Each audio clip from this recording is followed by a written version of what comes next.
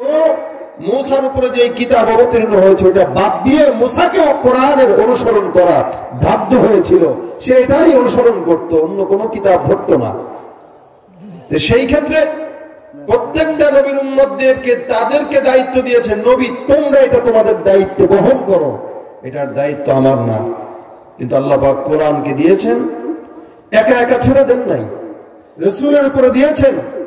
রাসূল করিম সাল্লাল্লাহু আলাইহি ওয়াসাল্লাম বারবার এটাকে মুখে উচ্চারণ করার পরে, বারবার তেলাওয়াত করার পরে আল্লাহ পাক রাসূলের পেরেশানি দেখার পরে আয়াত দিলেন, হুজুর আপনার পেরেশানির কোনো কারণ নাই, আপনি যে বারবার জবানটা উচ্চারণ করে লা তুহাররিক বিহি লিসানাকা লিতাআজালা বি, এত বারবার জবান উচ্চারণ করে কোরআন মুখস্থ করার কোনো প্রয়োজন নাই। আপনি একটা জিনিস মনে রাখবেন, এই কোরআনটা আমি আপনার উপরে দায়িত্ব দেই নাই, এই কোরআন কিয়ামত পর্যন্ত দুনিয়ার জমিনে বাকি রাখার দায়িত্ব আমি আমার কুদরতি হাতের ভিতরে নিয়ে নিলাম। কেউ যদি কোরআনের বিরোধিতা করে সে কার বিরোধিতা করলো? কেউ যদি মাদ্রাসার বিরোধিতা করে সে কার বিরোধিতা করলো? এই দুনিয়াতে থেকে আল্লাহর খেয়ে, আল্লাহর পরে, আল্লাহর বাতাস পেয়ে, আল্লাহর জিনিস খেয়ে, আল্লাহর জিনিস উপভোগ করে কোন দিল্লি আমেরিকার গোলামি করতে পারবো না, করবো একমাত্র আল্লাহ। গোলামি চলবে আল্লাহ, যেহেতু আল্লাহর দুনিয়ায় থাকি, আল্লাহর খাই, আল্লাহর পড়ি। এজন্য ইহুদি খ্রিস্টানদের মনে রাখা উচিত, ইসলাম বিদ্বেষীদের মনে রাখা উচিত, এদেশে যদি আবু জাহেল নাতিপুতি সাগরেদরা থাকতে পারে, এই দেশে কিন্তু শাহজালাল ইয়ামানির উত্তরসূরিরাও আছে, ঠিক কিনা বলে বলেন? এদেশে শামসুল হক ফরিদপুরের উত্তরসূরিরাও আছে। সুতরাং যে দেশে ফেরাউন আছে, ওই দেশে মুসাও ছিল, যেই দেশে আবু জাহেল ছিল ওই দেশে মুহাম্মদ ছিল, যেই দেশে নাস্তিকরা আছে ওই দেশে উলামায়ে কেরাম আহলে হকরাও আছে, ঠিক কিনা বলে বলেন?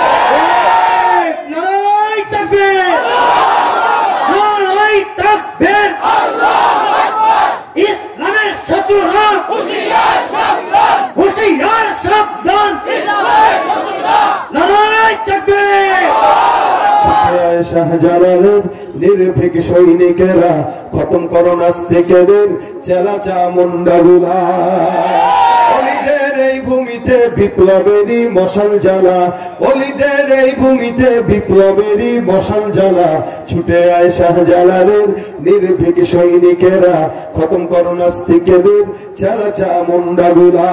ঠিক শাহজালালের স্বপ্ন ছিল আল কোরআনের জ্বলবে আলো, শাহজালালের স্বপ্ন ছিল আল কোরআনের জ্বলবে আলো, সেই আলো ছড়িয়ে দিতে, সেই আলো ছড়িয়ে দিতে বিপ্লবেরই মশাল জ্বালা, ছুটে আয় শাহজালালের নির্ভীক সৈনিকেরা খতম করো নাস্তিকেদের চেলা চামুন্ডাগুলা, অলিদের এই ভূমিতে বিপ্লবেরই মশাল জ্বালা, অলিদের এই ভূমিতে বিপ্লবেরই মশাল জ্বালা, ছুটে আয় শাহজালালের নির্ভীক সৈনিকেরা খতম করো নাস্তিকেদের চেলা চামুন্ডাগুলা। ঠিক তৈয়ার আছেন তো ইনশাআল্লাহ? ঈমানের জন্য তৈয়ার আছেন তো ইনশাআল্লাহ? আল্লাহ পাক কবুল করুন, বলেন আমিন। আল্লাহ পাক আমাদেরকে সৃষ্টি করেছেন দুর্বল, আমরা বহুত দুর্বল, আমাদের চাইতে দুর্বল জাতি অন্য কেউ নাই, কিন্তু শ্রেষ্ঠত্বের দিক থেকে আমাদের চাইতে সম্মানের জাতীয় কেউ নাই। এদিক দিয়ে দুর্বল বানাইছেন, ওদিক দিয়ে আবার শ্রেষ্ঠত্ব দিয়েছেন। দুর্বল জাতির উপর শ্রেষ্ঠত্ব দেওয়ার কারণ আছে, কারণ দুর্বল আল্লাহকে ছাড়া অন্য কাউরে আর পায় না। দুর্বলের যখন একজন সহায় হয় তখন সে তার কাছেই যায়। আর পৃথিবীর নিজাম আল্লাহ পাক রব্বুল আলামিন এত সুন্দর করে সৃষ্টি করেছেন, প্রত্যেকটা দুর্বলকে আল্লাহ পাক একটা না একটা জায়গায় দামি বানায় দিয়েছেন, তার যেন বাঁচতে অসুবিধা না হয়। একটা ছাগল, একটা গরু, একটা বকরি, একটা পাখি জন্মের পরে ওকে শিখায় দেওয়া লাগে না তুমি কি খাবা, কিভাবে হাঁটবা, সে এমনি জানে। পাখি জন্মের পরেই সে উড়াল দিতে চায়। বকরিকে জন্মের পরে দিয়ে দিবেন হেঁটে, মায়ের দুধ খাবে, কিভাবে খাবে এই সিস্টেমও তার জানা আছে, তাকে মুখ লাগায় দেওয়া লাগে না। একটা গরু, তারও একই অবস্থা, একটা পাখি, তারও একই অবস্থা।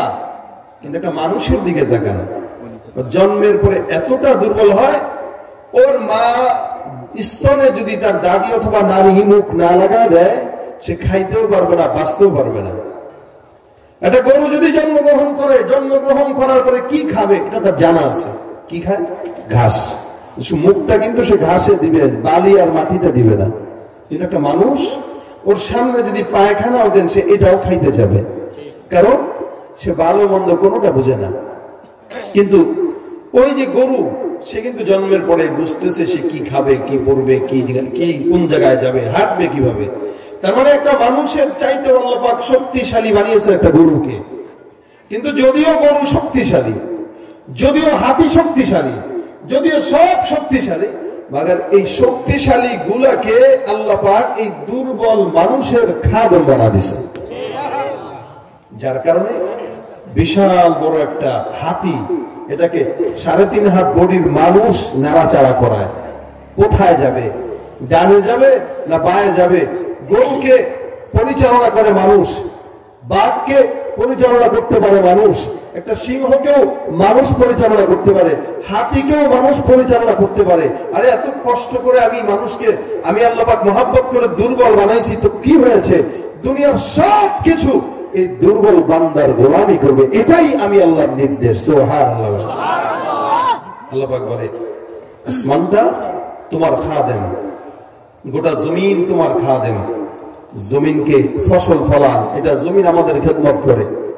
আচ্ছা, এই যে মাটি, জমিনে আমরা যে মাটি উঠাই, যদি এমন হতো জমিন আমাদের উপরে অত্যাচার করত, যে বলতো একটা বাঁশ যদি এখানে গাড়ো মাহফিলের জন্য, তাহলে 2টা ফুট, 1টা ফুটা করবো, তোমার গায়ে 10টা ফুটা করবো, তা আমাদের কি কোনো উপায় ছিল মাটি গর্ত করার?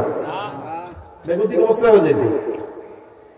দুনিয়ার জিন্দেগিতে মানুষ যখন পুকুরে মাছ ধরতে যায়, পুকুর যদি বলতো এখান থেকে মাছ নিতে গেলে ট্যাক্স দেওয়া লাগবে, একটা মাছও আমি আমার জমিন থেকে দিব না। আল্লাহ পাক বলেন, না, নদী, সমুদ্র, বিশাল বড় সমুদ্রটা তোমার জন্য আমি আল্লাহ খাদেম বানায় দিলাম। মাটিটাকেও আমি আল্লাহ তোমার জন্য খাদেম বানায় দিলাম। আসমানের সূর্যটাকেও আমি আল্লাহ তোমার জন্য খাদেম বানায় দিলাম। কোন টাইমে সূর্য উঠবে, কোন টাইমে ডুববে, এটা আমি আল্লাহ নির্দিষ্ট করে দিলাম। চন্দ্রটা কোন টাইমে উঠবে, কোন টাইমে ডুববে, আল্লাহ পাক নির্দিষ্ট করে দেয়। আল্লাহ পাক রব্বুল আলামিন আসমানটাকেও বান্দার খাদেম বানায় দিল, জমিনটাকেও বান্দার জন্য খাদেম বানায় দিল, পাহাড়টাকেও বান্দার জন্য খাদেম বানায় দিল, সমুদ্রটাকেও বান্দার জন্য খাদেম বানায় দিল, ওই মাটিকেও বান্দার জন্য খাদেম বানাইল, পাখিকেও বান্দার জন্য খাদেম বানাইল। এ মুসলমান, সমস্ত জীবজন্তু, পশু পাখি সব কিছু বান্দার খাদেম। রব্বুল আলামিন বলে, আমি আল্লাহ যদিও তোমাকে দুর্বল বানায় দিলাম, মাগার তোমার মতো দুর্বল জাতিকে আমি আল্লাহ দুনিয়ার সব কিছুকে তোমার জন্য খাদেম বানায় দিলাম, তোমার গোলাম বানায় দিলাম। আর বান্দা, তুমি কি জানো তুমি কার গোলাম? বলে, গোটা দুনিয়াটা তোমার গোলাম, আর তুমি 3.5 হাত বডির বান্দাটা আমি আল্লাহর গোলাম। সারা দুনিয়ার জিনিস তোমার গোলামি করবে, সারা দুনিয়ার জন্তু তোমার গোলামি করবে, আর তুমি বান্দা গোলামি করবা কার? জবান খুলে বলে, আল্লাহ বলে, ইয়া ইবনে আদম খালাকতুকা লিইবাদাতি ফালা তালাব। বান্দা, মনে রাখবা, আমি আল্লাহ তোমাকে বানাইলাম কেন? একমাত্র গোলামির জন্য। গোটা দুনিয়ার জিন্দেগিতে তুমি গোলামি করবা আল্লাহ, খেলার জন্য তোমাকে আমি আল্লাহ দুনিয়ার জিন্দেগিতে পাঠাই নাই, গোলামির জন্য পাঠাইলাম। বান্দা, মনে রাখবা, এত মহব্বত করে তোমাকে আমি আল্লাহ সৃষ্টি করার পর একমাত্র আল্লাহর গোলামির জন্য বানাইলাম। গোলামি কি জিনিস? দাসত্ব কি জিনিস? এ মুসলমান, আপনার মুনিব যদি আপনাকে ডাক দিয়া বলে, যাও যাও বাজার থেকে 2 কেজি মিষ্টি আনবা, মেহমান আসছে 4 জন, 4 জনের জন্য 2 কেজি মিষ্টি যথেষ্ট, অথবা 1 কেজি নিয়ে আসবা। আপনাকে টাকা দিল 1000 টাকার নোট, ভাঙতি করে 1 কেজি মিষ্টি বাজার থেকে নিয়ে আসবা। আপনি যদি চিন্তা করেন 1 কেজির জায়গায় যদি 10 কেজি নিয়ে যাই, মনে হয় মালিক খুশি হবে? আসলে কি খুশি হবে না বেজার হবে? কেন বেজার হবে? কারণ হলো, আনতে বললাম 1 কেজি, আল্লাহ 10 কেজি খাইবো কে? এগুলা কাজে মঞ্জুর সেই খা, খুশি করার জন্য আনছি। না না, এটা গোলামি না। আল্লাহ পাক রব্বুল আলামিনের গোলামি হইল বান্দা নামাজ আদায় করার জন্য ফজরের নামাজ 2 রাকাতে, সিজদা কয়টা? 4টা। মালিকের কাছাকাছি যদি কেউ যেতে চায়, আল্লাহ পাক বলে, আসজুদ ওয়াকতারিব, বান্দা সিজদা দাও আর সিজদার মাধ্যমে আল্লাহর নিকটবর্তী হয়ে যাও। তার মানে বোঝা গেল সিজদা ছাড়া অন্য কোনো কিছুতে আল্লাহর এত নিকটবর্তী হওয়া যায় না। মাজারে যায় পীরের পায়ে সিজদা দিলে আল্লাহর নিকটবর্তী হওয়া যাবে না? কথা বলে না কেন? জায়েজ আছে নাকি? যদি বলে সম্মানের সিজদা দেই আমরা তাজিমের সিজদা দেই, গোড়ার ডিমের সিজদা। সিজদা যদি দেওয়া লাগে একমাত্র কার কদমে জোরে বলেন, এছাড়া সিজদা দেওয়া জায়েজ নাই। তাজিমের হোক যেটাই বলেন, আল্লাহ বলে সিজদা দাও, নিকটবর্তী হও কার? বলে আল্লাহ। হে বান্দা, দুনিয়ার জিন্দেগিতে সিজদা দিবা যত নিকটবর্তী হবা তত। কিন্তু মানুষ যদি চিন্তা করে 2 রাকাত নামাজে 4 রাকাত 4টা সিজদা, ফজরের নামাজে বিশাল বড় তেলাওয়াত করার পর সিজদার ভিতরে ডুবে গেলাম, মালিকের নিকটবর্তী হওয়ার জন্য এখন 2টা 4টা সিজদা যথেষ্ট না। সিজদা দেব কয়টা? বলে 14টা। বলেন তো দেখি, 2 রাকাত নামাজে কোন বান্দা যদি 14টা সিজদা দেয়, নামাজ কি হবে নাকি? অথবা যদি 3টা দেয়, কেন হবে না? ওদিক দিয়া বলে সিজদা দাও, নিকটবর্তী হও, আর এদিক দিয়া বলে না না, সিজদা 4টার জায়গায় 5টা দিলেও হবে না, 3টা দিলেও হবে না। কেন? আল্লাহ পাকের আদেশ 4টা, 4টাই দেওয়া লাগবে। মাতবরি করে বাড়াইলেও হবে না, কমাইলেও হবে না। এটার নামই হলো গোলামি আর দাসত্ব। মালিক দুনিয়াতে যেমনে চলতে বলছেন তেমনি চলা, মালিক দুনিয়াতে যেভাবে হাঁটতে বলছেন সেভাবেই হাঁটা, মালিক যেভাবে কথা বলতে বলছেন সেভাবেই বলা। সব কিছু পুঙ্খানুপুঙ্খানুপুঙ্খ করার নাম গোলামি। আল্লাহ বলে ইয়া ইবনে আদম খলাকতুকা লিইবাদাতি ফালা তালআব মা খলাকতুল জিন্না ওয়াল ইনসা ইল্লা লিয়াবুদুন। হে বান্দা, দুনিয়ার জমিনে সব কিছু আমি আল্লাহ তোমার গোলাম বানাইলাম, আর তুমি কার গোলাম? জবানটা খুলে বলে। শিশুকালে মায়ের দুধে বাঁচাও খোদা প্রাণ, মায়ের স্নেহে বেড়ে উঠি তোমার অবদান। বন্ধু হয়ে ভালোবাসা, বন্ধু হয়ে ভালোবাসা ছড়াও জগৎময়।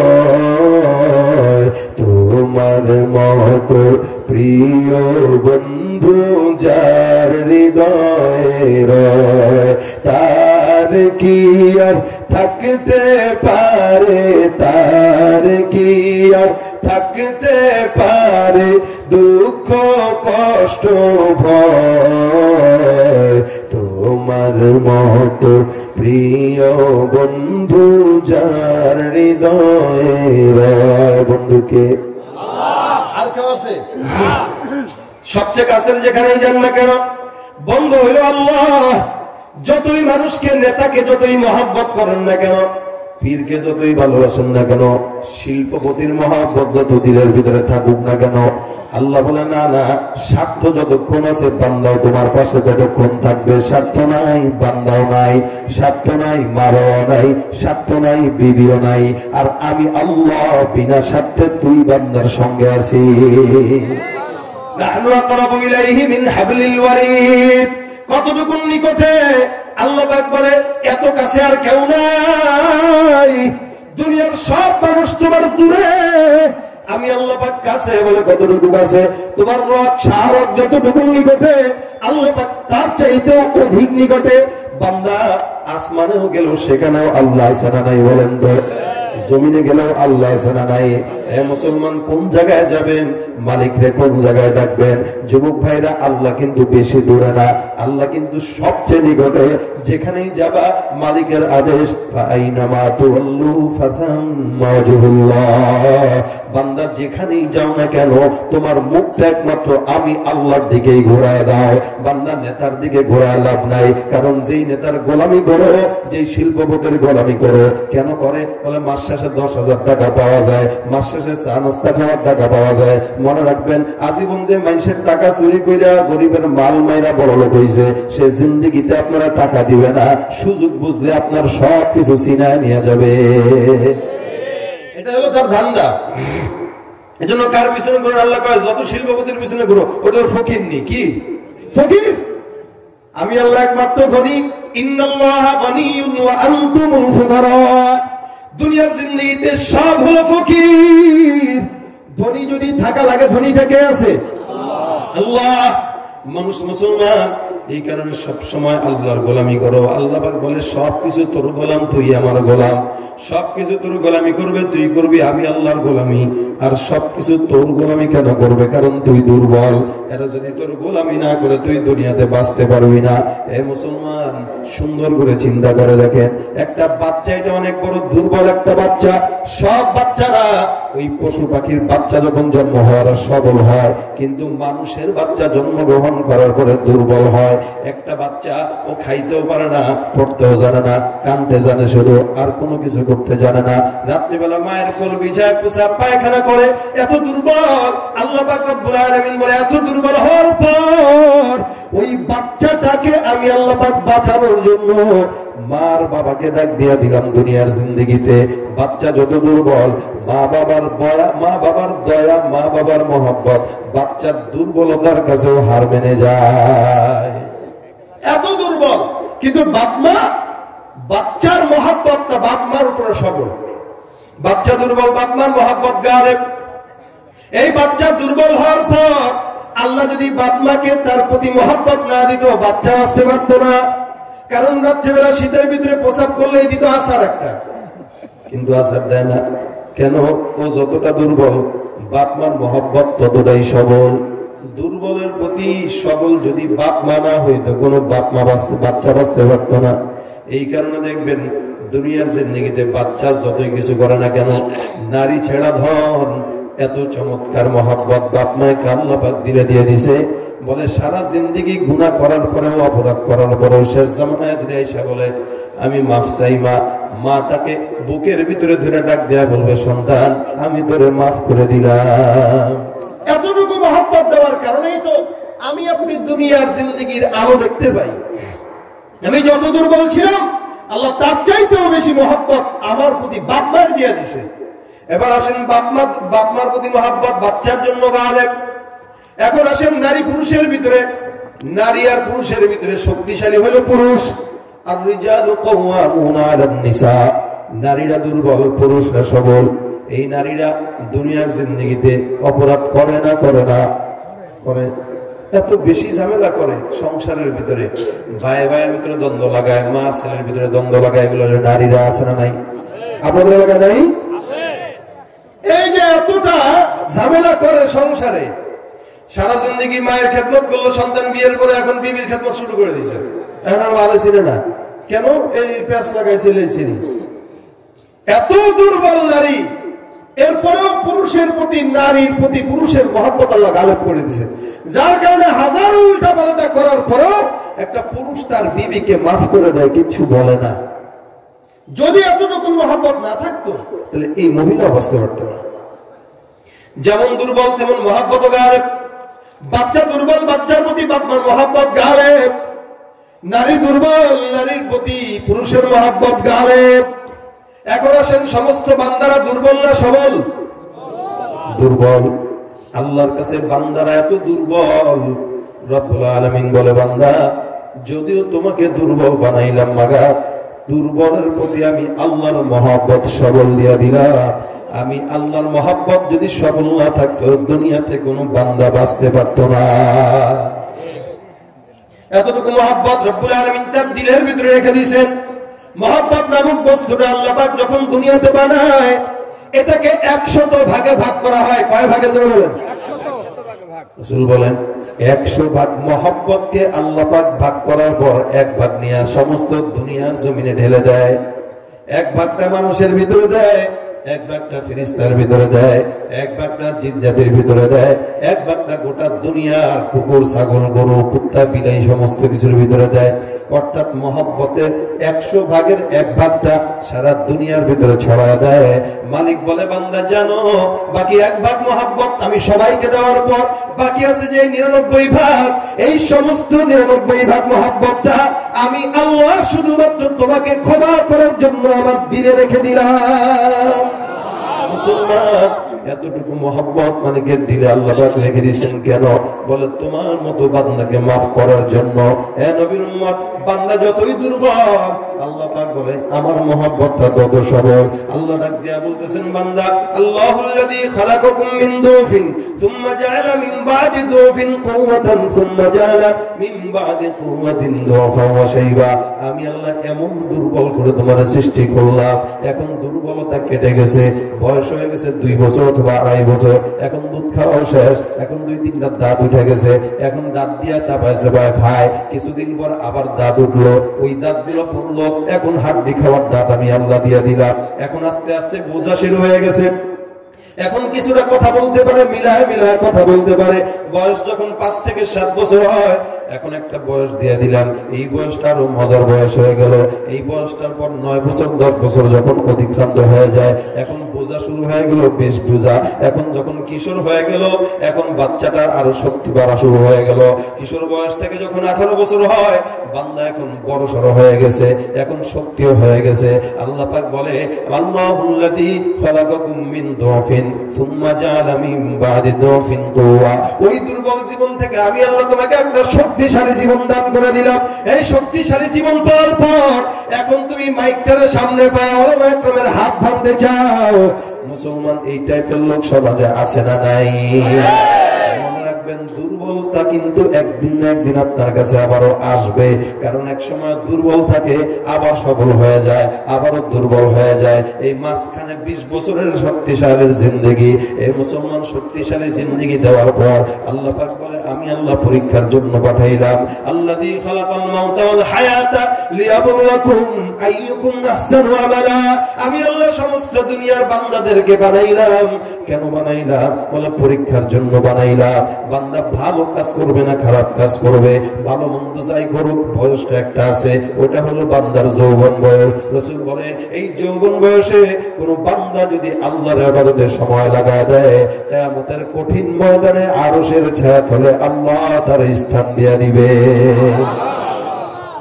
এই যৌবনেই যুবকেরা গানের প্যান্ডেলে যায়, এই যৌবনেই যুবকেরা মেয়ে নিয়ে মদ খায়, মত্ত থাকে, এই যৌবনেই যুবকেরা যত আকাবাসে করে, জেনা করে, সুদ খায়, ঘুষ খায়, চাঁদাবাজি করে, যত গুনাহ যৌবন বয়সে করে। এই কারণে রাসূল বলেন অশাবুন লিইবাদাতিল্লাহি তাআলা। তুমি তোমার যৌবনটাকে জিকিরে কাটাবা নাকি মদ খায় গাঁজা খায় কাটাবা, এটা তুমি হিসাব করো। যদি ভালো কাজে কাটাও তাহলে ফলও ভালো হবে, খারাপ পথে কাটাইলে ফলও খারাপ হবে। আলহামদুলিল্লাহ, যে যুবকেরা মাগরিব পরেও আজকে দিনের বয়ান শোনার জন্য আসছে, আল্লাহ এই যুবকদেরকে আরশের ছায়ায় স্থান দিয়ে দেয়, বলেন আমিন। এটা দামি একটা সময়। কেউ চাইলে গানও শুনতে পারে, কেউ চাইলে সিগারেটও টানতে পারে, কেউ চাইলে মালিকের জিকিরও করতে পারে। এখন আপনি করবেন কি? এটা আপনার হিসাব। কি গানের প্যান্ডেলে যাবেন না মাহফিলে আসবেন? জোরে বলেন। দ্বীনের কাছে যাবেন না বদ্দীনের কাছে যাবেন? এজন্য আমরা বলবো কোরআন আছে যেখানে, হয় নাই জবান খুলে, কোরআন আছে যেখানে আমরা থাকবো সেখানে। গানের প্যান্ডেলে যাওয়া এটা মুমিনের কাজ না, এটা হলো গুনাহগারের কাজ, ঠিক না? মুমিন আর গুনাহগারের পার্থক্য আছে না? শক্তি দিয়ে দিল, এখন শক্তি পায়, অমুকরে ধমকি দেয়, তারে হুমকি দেয়, এরা হুমকি দেয়। জানোস আমার পাওয়ার কি, আমার কথায় এলাকার সব মানুষ কাঁপে। কাঁপে তো তুই কাঁপস নি? আমি কাঁপু, আমি তো মানুষের কাঁপায় ছাড়ি। সে মানুষকে কাঁপায়, একদিন সেও কাঁপবে, কাঁপবে না? বুড়া তো একদিন হবেই। যৌবন বয়সটা আমার একটা দামি বয়স। এই বয়সে সবাই কাছে রাখতে চায়। এই বয়সে আওয়ামী লীগও কাঁপায়, ছাত্রলীগ গায়, বিএনপি যুব দলে, ছাত্র দলে আসো, এরপরে চলো 3 দিনের মাহফিলে একটু যাই, তবলিগ ওলামা বলে ভাই চলেন এক চিল্লা লাগাই, সবাই কয় যৌবন বয়স যতদিন আছে কয় ভাই আসেন আসেন আসেন। আল্লাহ বলে যৌবন বয়স তুই অন্য কোন জায়গায় যাওয়া দরকার নেই, তুই আমি আল্লাহর দলে চলে আয়। আল্লাহ টানে, কেন টানে? যৌবনের আলাদা একটা পাওয়ার আছে। যৌবন বয়সে শীতের ভিতরে 1 ওযু দিয়া 3 ওয়াক্ত নামাজ পড়া যায়, যায় না? এই যে আসরের সময় ওযু করছি, আলহামদুলিল্লাহ ওযু এখনো আছে, ইচ্ছা আছে এসব করে ওযু ভাঙবো, কারণ আমার শক্তি আছে, আমি পারি। একটা মুরব্বিরে জিগান্ত, উনারে 1 ওয়াক্ত ওযু করতে 3 বার, 1 ওয়াক্ত নামাজ পড়তে 3 বার ওযু লাগে, 3 বার। কি ঠিক না?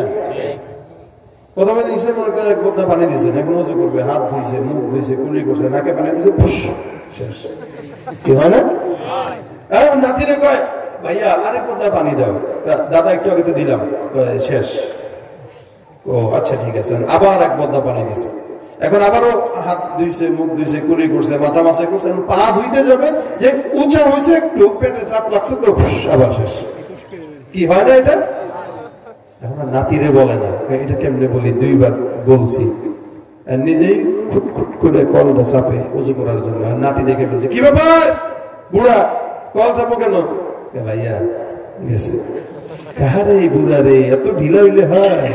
ঢিলা তোর হবে রে, তোর হবে। এই ঢিলা তো সবারই একদিন না একদিন হয়, বেঁচে থাকলে হয় না? যৌবনের হিসাব আলাদা আর মুরব্বীর হিসাব আলাদা। এই কারণে রাসূল বলেন, যে বয়সে দাঁড়ায় স্ট্রং ভাবে নামাজ সারা রাত পড়লেও পায়ে ধরবে না, ওই বয়সটাকেই তুমি তোমার দিনের জন্য কাজে লাগায় দাও। এটাই হলো আসল বয়স। গুনাহ এই বয়সেই করে, জেনা এই বয়সেই করে, চুরি এই বয়সেই করে, নেকও এই বয়সেই করে। সুতরাং হিসাব নিকাশ করে জীবনের অনেক দাম। হ্যাঁ মুসলমান, রব্বুল আলামিন বলে, বান্দা একটা দুর্বল জিন্দেগি পার হওয়ার পর এখন তোমার কাছে সবল জিন্দেগি চলে আসবে। এই সবল জিন্দেগি আসার পর এখন তুমি চিন্তা করবা ভালো কাজ করবা না খারাপ কাজ করবা। জওয়ানরা এখন যদি চিন্তা করে, যৌবন আছে, স্টাইল করে দাড়ি রাখি, চুল কামাই, সুন্দর করে চুল বড় বড় লেডিসদের মতো রাখে, কানের ভিতরে দুল আছে, নাকের ভিতরে দুল আছে, হাতের ভিতরে চুড়ি আছে, আছে না নাই বলেন তো? যুবকরা এমন পোশাক পরে দেখলে মনে হয় ছেলে না মেয়ে বুঝাই যায় না। মেয়েরা এমন পোশাক পরে, সুন্দর যৌবন আছে তো যার কারণে চুল ছোট ছোট রাখছে, জিন্সের প্যান্ট আর ফটো একখান করে বের হয়ে গেছে। চৌরাস্তার সামনে যাইতেছে এক লোক, এর পিছনে পিছনে ঘুরতেছে, মনে হইতেছে সোহেল ভাই। সামনে যায় দেখে জরিনা, সমাজে আছে না নাই? নাই। মুরব্বী দেখে আর বলে, আরে জামানা এমন পাল্টানি পাল্টেছে, আগের মতো শান্তি টান্তি নাই, গেছে গা। জামানা পাল্টেছে, জামানা কখনো পাল্টায় না। যুগ পরিবর্তন করার ক্ষমতা একমাত্র কার? আল্লাহ। মুসলমান আমরা পাল্টায় যাই। মানুষ আগে পুরুষ থাকতো, এখন নারী হয়ে গেছে, আর নারীরা এখন পুরুষ হয়ে গেছে, যুবকরা এখন যুবতী হয়ে গেছে, যুবতীরা যুবক হয়ে গেছে। এমন প্যান্ট পরে, আগে মানুষ যেটা ফকির হওয়ার কারণে পড়তো, আর এখন বড়লোক হওয়ার কারণে সিরা প্যান্ট পরে। এই যে এখানে সিরা, এখানে সিরা, পিছনে সিরা, মাথায় সিরা, পাছায় সিরা, এটা বলে স্টাইল। একেও টাকা দিয়ে কিনে। গ্রামে আসছে তো, গ্রামের মুরব্বী তার বুঝে না এটা কি না কি। কি ব্যাপার তোর প্যান্ট ছিঁড়ছে কেমনে? আমার অপমান করতেছে, আমার ইজ্জত আঘাত লাগাইছে। বলো কি হয়েছে? এটা স্টাইল মিয়া, 2,500 টাকা দিয়ে প্যান্ট কিনছি। বলো ছাগল, 2,500 টাকা খায়, 1 লাখ টাকা দিয়েও তো এটা ফিরে দিলেও তো এটা ভরতাম না। কি ঠিক না? আগে ফকিরেরাই না এগুলো পড়তো সিরা প্যান্ট। আরে অধিক বড় লোক, তার বাবা বেতন পায় 1 লক্ষ টাকা, এখানে সে সিরা প্যান্ট পরে। আল্লাহ কয়, আরে ওটা বড় লোক হইলেই পড়া যায় না আর খাওয়া যায় না। তুই কেমন পর্যন্ত বড় লোক টাকা কামাইতে পারবি, কিন্তু আমি সিরা প্যান্ট পরে তোর রাস্তায় বের করবো। এটা আল্লাহর ইচ্ছা। ও টাকা কামায় ঠিকই, পড়তে পারে না। যুবতীরা দেখেন না, এই যে এতটুকু এতটুকু জামা পরে, প্যান্ট পরছে। এত বড় ছেলে, বয়স 30 বছর, হাফ প্যান্ট পরে সমাজের ভিতরে ঘুরে, আছে না নাই? এটা আল্লাহর ফয়সালা যে তুই বড় লোক হবি, কিন্তু তোরে আমি টাকা দিয়া প্যান্ট কেনার সামর্থ্য দেবো। রমজান আসতেছে তো সামনে, রমজান মাসে জাকাতের টাকা জমায়া এই সমস্ত গরিব দুঃখীদেরকে জাকাতের মাল দিবেন, তাহলে ঠিক হবে। এগুলো জাকাতের মাল এদের কাছে নিয়ে আসবেন, জাকাত কেন আনছেন? আপনি প্যান্ট ছিঁড়া তো, চিন্তা করলাম জাকাতের পয়সাটা আপনারা দিই। আপনারা বুঝতেছেন না কথা না? সমাজে টাকা কামাইলে খায় না, কত টাকা কামায় খাইতে পারে না। কেন?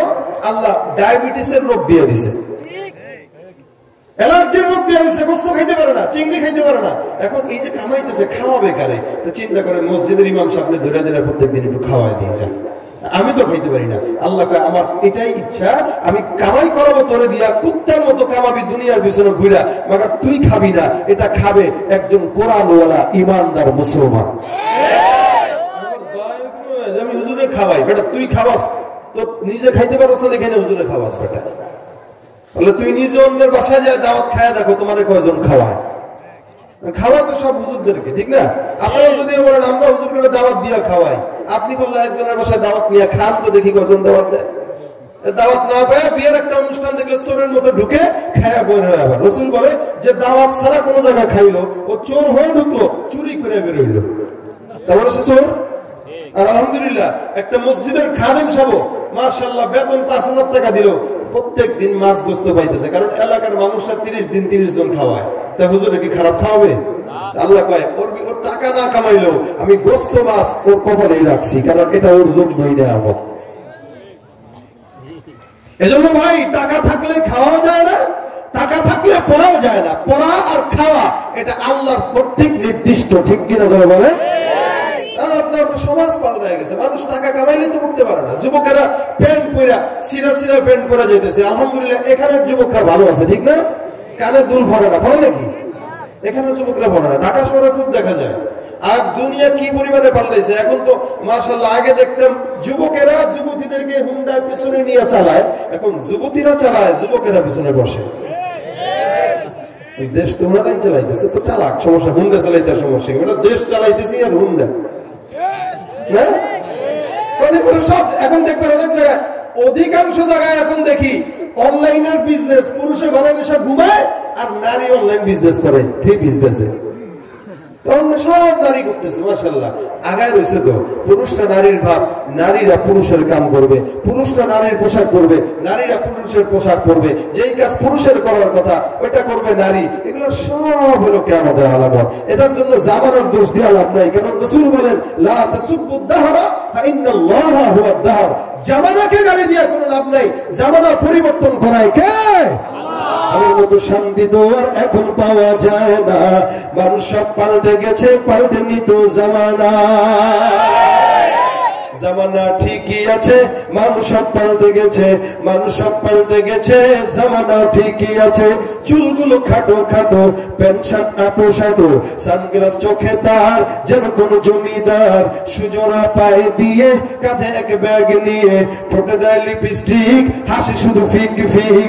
ওদিকে গেলে দু চোখ মনে হয় ভদ্রলোক, কাছে গিয়ে দেখি হয় পুরুষ মানুষ না। মাশাআল্লাহ দাঁড়ায় আছে মিস জরিনা আপা, মাশাআল্লাহ দাঁড়ায় আছে মিস জরিনা। রাগ করেন, কথা সত্য না মিথ্যা? ভেজাল আছে না ক্লিয়ার? যারা বলেন ঠিক কিনা? লম্বা আছে চুল, কানে তো আছে দুল, হাতে সোনার চুড়ি, বিলুফি তার ঘড়ি, পাঞ্জাবি গায়ে দিয়ে হাত আছে মোড়ানো, লম্বা ওড়নাটা কাঁধে আছে ঝোলানো, হেঁটে চলে আঁকা বাঁকা যেন কোন নায়িকা। কাছে গিয়ে দেখি হ্যাঁ মাইয়া মানুষ না, এটা হলো আমগো পাড়ার মিস্টার সোহেল রানা, এটা হলো আমগো পাড়ার মিস্টার সোহেল রানা। হ্যাঁ আগের মতো শান্তি তো আর এখন পাওয়া যায় না, মানুষ সব পাল্টে গেছে, পাল্টেনি তো জামানা, ঠিক না?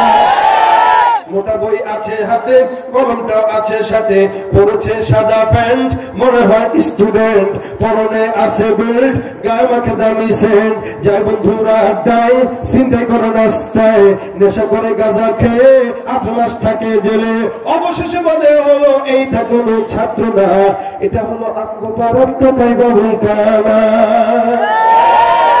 নাই প্যান্ট শার্ট পরে বাসে ওইটাকে হাফ বাড়া, আসলে 5 বাচ্চার বাপ নাই, গাড়ি কামাইছে তো এটা চিনা যায় না। এটা কি বয়স কত? আমাদের এত হ্যান্ডসাম লাগে কেন? কেমন বয়স আমার হবে বলেন? একজন 40, দুর্মিয়া, এটা কত? 30, আমি 50 উপরে গেছে বয়স। হ্যান্ডসাম তো লাগবেই, মেয়েদের ভাব নিলে তো এরকমই লাগবে, মেয়েদের মতোই লাগবে, ঠিক না? আল্লাহ ওরে বানাইছে পুরুষ, ও শাস্তে চায় মেয়ে, তা মাদুরিটা করা হয়ে গেল না আল্লাহর উপরে? আল্লাহ দাঁড়িয়ে দিচ্ছে, এটা আল্লাহর আদেশ, আর আপনি দাঁড়িয়ে আছেন। তার মানে বুঝাইতে চাইলেন আল্লাহ আপনি যে সিদ্ধান্তটা নিয়েছেন এই সিদ্ধান্তটা খুব ভালো একটা সিদ্ধান্ত না, আমি তো দাড়ি কাটলেই বেশি সুন্দর লাগে, সুতরাং কেটে দিলাম। আল্লাহ কয় যারে আমি যেটা তোরে মহব্বত করে দিলাম তুই সেটা কাটলি, যা তোর যার সঙ্গে মিল আছে, কবর যাওয়ার পর বলবো মিল আছে কার সাথে? আল্লাহ বুশের সাথে আর ট্রাম্পের সাথে। বুশের সাথে যেহেতু মিল আছে, এটা বুশের সাথে জাহান্নামে দেয়, ট্রাম্পের সাথে যেহেতু মিল আছে সোরাল্লাহকে জাহান্নামে দেয়, ঠিক না? আর যদি দেখে মাশাআল্লাহ গায়ের ভিতরে সুন্নতি লেবাস নিয়ে আসছে, দাড়ি নিয়ে আসছে, রবীন্দ্রনাথ মনে করেন না, আবার ইমান থাকা লাগবে, দাঁড়িয়ে আছে। এখন জিজ্ঞাসা করবে কার মতো দেখা যায়? বলে মুহাম্মদুর রাসূলুল্লাহর আদর্শের মতো দেখা যায়। যা মুহাম্মদুর রাসূলুল্লাহর সাথে দিয়ে দেয়। পোশাকের দাম আছে, রাস্তায় একটা পুলিশ আসছে, এখানে মনে করেন একটা পুলিশও থাকতে পারে, এখন সে প্রশাসনের পোশাক পরে নাই, আমি আপনি তারা কি মনে করবো? সাধারণ মানুষ। আর যদি পুলিশের মতো করে ড্রেস করে আসে একটু ভয় ভয় লাগবে, না জানি কি কারণে আসছে আবার, কারণ পোশাকের দাম আছে আলাদা একটা। মুসলমানেরও পোশাকের একটা দাম আছে আলাদা, কবরে যাওয়ারও একটা পোশাক আছে, সেটা হলো লিবাসুত তাকওয়া। তাকওয়ার লিবাস নিয়ে যদি কবরে যাওয়া যায়, এই লিবাসটার উজিলায় আল্লাহ পাক নাজাত দিয়ে দিতে পারে। এজন্য সিরা প্যান্ট পরবো না রাসূলের আদর্শের? আল্লাহ পাক যুবকদেরকে কবুল করে বলেন আমিন। তাহলে শক্তিশালী একটা জীবন আসে, যেটা হলো কুওয়া, শক্তিশালী জিন্দেগি। যুবক বয়স, বৃদ্ধ বয়স না। আল্লাহ পাক বলে আগে ছিল সে মুরব্বী, দুর্বল, এরপর আমি আল্লাহ তাআলা সবল বানাইলাম। সবলের পরে আবার দুর্বল আসবে, দুর্বলতা হবে। এটা কেন দিলাম জানো? ওই যে ছোটকালে সে দুর্বল ছিল, ওই দুর্বলতাটা বোঝার জন্য আমি আবার তারা দুর্বল বানাই দিই। ছোটকালে যেমন বিছানায় প্রসাব করতো, এখনো বিছানায় প্রসাব করে। ছোটকালে যেমন বুঝতো না, এখনো বোঝে না। ছোটকালে যেমন উল্টাপাল্টা বকতো, উল্টাপাল্টা হাসতো, এখনো একই অবস্থা। আমি আল্লাহ খালি পার্থক্য দিলাম, আগে ছিল এতটুক, এখন হয়ে গেছে এত বড়। সাইজটা কেমন বড়, বাকি সব একরকম। খালি মাঝখানে 20 বছরের শক্তিশালী জীবন পায় যত কাহিনী করছো, এই কাহিনীটা ভালো করলে তো ভালো, খারাপ করলে তো খারাপ। এই কারণে বৃদ্ধ বয়সটা আল্লাহ পাক আবার দেয়। রাসূল বলেন এই বৃদ্ধ বয়সটা এমন দামি একটা বয়স, যেমন যৌবনটাও দামি, বৃদ্ধ বয়সটাও একটা দামি। এটা অন্যের জন্য। কেন বলে, এখন যারা যুবকরা আছে, শক্তিশালীরা আছে, এই শক্তিশালীদের জন্য আল্লাহর আদেশ হলো, আমি আল্লাহ যাকে মুরব্বী বানায় দিলাম, তুমি তাকে সম্মান করো, তুমি তাকে শ্রদ্ধা করো, তুমি তাকে সহযোগিতা করো। আল্লাহকে সহযোগিতা করতে চান তো ইনশাআল্লাহ? হাদিসের ভিতরে রাসূল বলে, কেউ যদি আল্লাহকে সহযোগিতা করতে চায়, ও যেন কোন মুরব্বী মানুষের খেদমত করে, মুরব্বীকে সহযোগিতা করে। কারণ কোন মুরব্বী দাড়ি পাকনাওয়ালা মানুষের দোয়া আল্লাহর কাছে যখন সে করে, আল্লাহ বলে আমার লজ্জা লাগে, আমি লজ্জায় পড়ে তার দোয়া কবুল করে নিই। যৌবনের দোয়া যেমন আল্লাহ কবুল করে, বৃদ্ধের দোয়া আল্লাহ কবুল করে, কারণ তার দাড়ি পাকা, সে মুরব্বী। আল্লাহ বলে আমার লজ্জা লাগে, সে চাইলে আমি মানা করতে পারি না, যা চায় আমি তা দিয়ে দিই। এজন্য রাসূল বলে, আল্লাহকে যদি সহযোগিতা করতে চাও, মুরব্বীদের সম্মান করো, বৃদ্ধকে সম্মান করো, সালাম দাও। হাঁটলে কাউ যদি বোঝা বহন করে নিয়ে যায়, তার বোঝাটা নিজের কাঁধে নিয়ে নাও, সালাম দাও। আমরা তো মুরব্বীদেরকে সালাম দেবো দূরের কথা, বর্তমানে জোয়ানরা মুরব্বীদেরকে দেখলে সালাম দিবে দূরের কথা, ধাক্কা দিয়ে দৌড় মারে। এখন এই অবস্থা। এজন্য সালাম ঘরে ঘরে পৌঁছানো। বাবা মুরব্বী হয়ে গেছে, ঘরে মুরব্বীদেরকে সালাম দেওয়া। সন্তান বাবাকে দিবে, বাবা সন্তানকে দিবে, এটা হলো মুরব্বীর প্রতি সম্মান। রাসূল বলেন যে কেউ যদি মুরব্বীকে শ্রদ্ধা না করলো আর যুবককে ছোটকে স্নেহ না করলো, সে আমার উম্মত নয়। এখন মুরব্বীদেরও কিছু কাজ আছে, জওয়ানদেরও কিছু কাজ আছে। জওয়ানদের কাজ হলো বুড়াদেরকে সালাম দেওয়া, তাদের খেদমত করা, তাদের ওজুর পানিটা আগায় দেওয়া, তাদের বোঝাটা একটু সামনে টেনে দেওয়া। বাসের ভিতরে উঠছেন, মুরব্বী একজন দাঁড়ায় আছে, তাকে সিটটা নিয়ে দেন। আপনি দাঁড়ায় আছেন, মুরব্বীকে বসতে দেন। কোন জায়গায় বসে আছেন, মুরব্বী বসে দাঁড়ায় আছে, তাকে একটু বসতে দেন। রাস্তায় গাড়ি চালাইতেছেন, একজন মুরব্বী রাস্তা পার হবে, পার হইতে পারতেছে না, গাড়িটা ব্রেক করেন, মুরব্বীকে যেতে দেন। এটা হলো মুরব্বীর সহযোগিতা। এই সহযোগিতা করবেন তো আল্লাহ আপনারা সহযোগিতা করবে। এই জন্য মুরব্বীদের সম্মান, শ্রদ্ধা করা, এটা আদেশকার। বলেন জওয়ানরা মুরব্বীদের, এখন মুরব্বীদেরও কিছু কাজ আছে। ছোটদেরকে দেখবে স্নেহ করা, সালাম দেওয়া। সালামটা তো শুধুমাত্র মুরব্বী আর জওয়ান ব্যতি রেখে না, রাসূল বলেন সবাইকে দিবা। আফসুস সালাম বাইনাকুম আলা মান আরাফতা ওয়া মান লাম তারিফ। চেনো অথবা না চিনো, জানো অথবা না জানো, ছোট অথবা বড়, যে যাকে দেখবে সে যেন সালাম দেয়। সালামের প্রচলনটা কেউ যদি সমাজে প্রতিষ্ঠা করতে পারে, তাহলে সমাজের ভিতরে কোনো শত্রুতার বন্ধন থাকবে না, সব বন্ধুত্বের বন্ধনে রূপান্তরিত হয়ে যাবে। এটা দোয়াটাই হলো আসসালামু আলাইকুম, আপনার উপরে কি হোক, শান্তি বলুন। আমাদের দেশে বুদ্ধিজীবীরা বলে যে আগে আমরা শুনতাম আসসালামু আলাইকুম, আর এখন দেখি জঙ্গিরা বলে আসসালামু আলাইকুম। এটা শুনেছেন আপনারা? দেখেছেন না? এটা এই বুদ্ধিজীবীগুলা বুদ্ধি বেচতে বেচতে মাথার চুল পাকায় ফেলছে, চান্দি ঠাল্লু হয়ে গেছে। লাইট পড়লে দেখবেন বাতি জ্বলে। এই বুদ্ধি দিয়া জান্নাতের পর্যন্ত যাওয়া সম্ভব না। এই বুদ্ধি দিয়া নাস্তিকদের সাথে হাত মিলায় জাহান্নামের রাস্তা খোলা যায়। আসসালামু আলাইকুম শুনতাম, এই আসসালামু আলাইকুম তো ইহুদিদের শব্দ। রাসূলকে এক ইহুদি সালাম দিচ্ছে, আসসালামু আলাইকুম, আসসালামু আলাইকুম। রাসূল বলে ওয়া আলাইকুম। সাহাবাগণ বলে হুজুর আপনি কি বললেন? কাহা ও আমারে বলছে আপনার মৃত্যু হোক, আমিও বললাম তোর হোক। এজন্য কেউ যদি আসসালামু আলাইকুম দেয়, ওয়া আলাইকুম সালাম বলবেন না, বলবেন ওয়া আলাইকুম, ওয়া আলাইকুম, তোর মৃত্যু হোক, তোর মৃত্যু হোক। সালাম দিব কিভাবে? আসসালামু আলাইকুম। কেমনে বলেন? আসসালামু আলাইকুম। আর অন্য কারো যদি দেন বদমাশ টাইপের, এরা শত্রুতা থাকবে আসসালামু আলাইকুম। হ্যাঁ, আমাদের দেশে নেতা কর্মীদের সালাম হলো এটা, আসসালামু আলাইকুম, আসসালামু আলাইকুম, স্টাইলিশ সালাম এটা। হেরাও কেবেন আলাইকুম ওয়ালাইকুম, তুই আমার জন্য দোয়া করছিস, আমিও তোর এমনি দোয়া করলাম।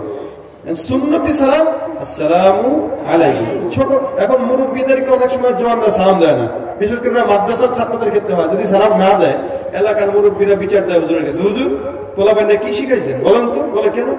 মুরব্বী দেখলে রাস্তাঘাটে সালাম দেয় না, এতটুকু পোলাবেন।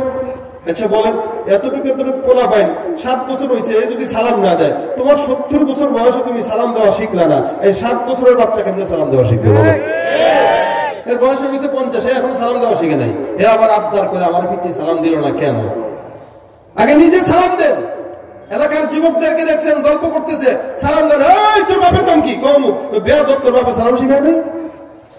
পরের দিন সালাম ঠিকই দিবে, আসসালামু আলাইকুম কাকা, ওয়ালাইকুম, দূর সহায়তা, একটা গালিও দিয়ে দিবে, ঠিক না? আর এটা না করে যদি আপনি এটা করেন, 5 জন যুবক একসাথে আছে, আপনি নিজে সালাম দিবেন, আসসালামু আলাইকুম বাবা কেমন আছো?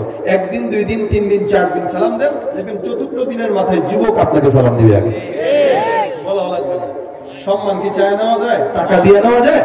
এটা হলো আবদার করার জিনিস, এটা পাওয়ার জিনিস, এটা চাওয়ার জিনিস না। আপনি আগে শিখেন সম্মান দিতে, আপনাকেও তারা সম্মান দিতে শিখবে। মুরব্বীরা জওয়ানদেরকে দেখলে সালাম দেবো, এরপরে দেখবেন জওয়ানরা অটোমেটিক মুরব্বীদেরকে সালাম দিয়ে দিচ্ছে। সমাজে সালামটা হলো ভ্রাতৃত্বের বন্ধন ঠিক রাখার একটা হিসাব। এই কারণে আমরা সমাজের ভিতরে সালামের প্রচলন ঘটাবো। বাচ্চারা অনেক সময় বাপ মাদেরকে সালাম দিতে লজ্জা পায়, এই জন্য বাপ মারা আগে বাচ্চাদেরকে সালাম দিবেন, আর সন্তানরাও বাপ মাকে সালাম দিবেন। এর দ্বারা মহব্বত বাড়বে, আর মহব্বত না থাকলে সন্তানগুলা দিহান আর আনুষ্কার মতোই কুলাঙ্গার হবে। আমাদের দেশের ভিতরে বাপ মায়ের সাথে সন্তানের সম্পর্ক ভালো না। বাপ মা কি, সন্তান কোথায় যায় কি করে, এটা বাপ মার জানা নাই, যার কারণে সন্তান আকাম ঘটায়। আর যদি জানা থাকতো আমার মেয়ে রাত 12টার পরে কেন বাহিরে, সন্ধ্যার পরে কেন বাহিরে, এই হিসাব বাপ মার কাছে তখন থাকবে যখন সম্পর্ক গভীর থাকবে। সম্পর্ক গভীর নাই, আর গভীর থাকবে কেমনে? যেই দোয়া সালামের সম্পর্ক গভীর রাখার, এই দোয়াই তো ঘরের ভিতরে উপস্থিত নাই। এই কারণে আমরা সালামের প্রচলন ঘটাবো ইনশাআল্লাহ। যাকে দেখবো সালাম আসসালামু আলাইকুম, প্রত্যেকদিন চিন্তা করবেন আমি 10 জনকে অন্তত আগে সালাম দেব। প্রত্যেকদিন এই নিয়ত করবেন যে আমি যাকে আগে দেখবো তাকে আগে সালাম দেব। আগে সালাম পরে কালাম হবে ইনশাআল্লাহ। আল্লাহ পাক আমাদের সকলকে আমল করার তৌফিক দান করুন, বলেন আমিন। আজকের এই উত্তরপাড়া জামে মসজিদের উদ্যোগের মাহফিলটা আপনারা এই পর্যন্ত আসলেন, বসলেন, আল্লাহ পাক যেন এই মাহফিলকে দীর্ঘায়ু করে, যতদিন আপনারা থাকেন, মসজিদ থাকে, এই মাহফিলটা প্রতি বছর আরো বড় পরিসরে যেন হয়, এই ভাইরা করতে পারে, মসজিদ কমিটিরা করতে পারে, আল্লাহ পাক তাদেরকে সেই তৌফিক দান করে, বলেন আমিন। আজকের মেহমানরা একের পর এক ইনশাআল্লাহ আসবে, এশার নামাজ হবে, এশার নামাজের বিরতি হবে ইনশাআল্লাহ। আমরা নামাজের পরে আবার যার যার মতো করে বসে যাব। জামাত কয়টা হবে? এখানে কি জামাত হবে কিনা? এখানে জামাত হবে ইনশাআল্লাহ, আজান হবে, জামাত হবে, জামাতের পরে আমরা আবার সবাই বসে যাবো ইনশাআল্লাহ। আজকে মাহফিলের শেষ পর্যন্ত থাকবেন তো ইনশাআল্লাহ? সবাই থাকবেন? আপনাদের থেকে আমি স্বতঃস্ফূর্ত আওয়াজ পাই নাই, আপনাদেরকে খোঁচায় খোঁচায় আওয়াজ বার করা লাগছে। পরবর্তী বক্তাদেরকে এই কষ্টটা দিয়েন না, একটু জবান ফেলে বলেন নারায়ে তাকবীর। পিছনে সবাই একসাথে নারায়ে তাকবীর, নারায়ে তাকবীর। নাস্তিকতা নিপাত যাক, দিন ইসলাম জিন্দাবাদ। নাস্তিকতা নিপাত যাক, দিন ইসলাম জিন্দাবাদ। কোটি প্রাণে একই আওয়াজ, খোদাদ্রোহী ছাড় পাবে না, এই বাংলায় ঠাই হবে না, মুসলমানরা জেগেছে আজ। জোর কদমে সামনে চলো, বজ্র কণ্ঠে আওয়াজ তোলো, সবাই মিলে একই তালে দাও না স্লোগান, নারায়ে তাকবীর, নারায়ে তাকবীর। দিন ইসলাম, দিন ইসলাম জিন্দাবাদ, জিন্দাবাদ, জিন্দাবাদ, জিন্দাবাদ। ইসলামেরই জন্য দেশে হয়েছে জন্ম, ইসলামের বিরুদ্ধে গেলে দেশ হবে ভিন্ন। ইসলামেরই জন্য দেশের হয়েছে জন্ম, ইসলামের বিরুদ্ধে গেলে দেশ হবে ভিন্ন। ইসলামের বিরুদ্ধে যারা নিয়েছ অবস্থান, এই বাংলায় ঠাই হবে না, যাও হিন্দুস্তান। সামনে চলো, বজ্র কণ্ঠে আওয়াজ তোলো, সবাই মিলে একই তালে দাও না স্লোগান, নারায়ে তাকবীর, নারায়ে তাকবীর। কোরআন সুন্নাহর আলো, ইসলামের শত্রুরা হুঁশিয়ার সাবধান, নবীজির শত্রুরা হুঁশিয়ার সাবধান, কোরআন আছে যেখানে আমরা আছি সেখানে। নারায়ে তাকবীর। আসসালামু আলাইকুম ওয়া রাহমাতুল্লাহি ওয়া বারাকাতুহু।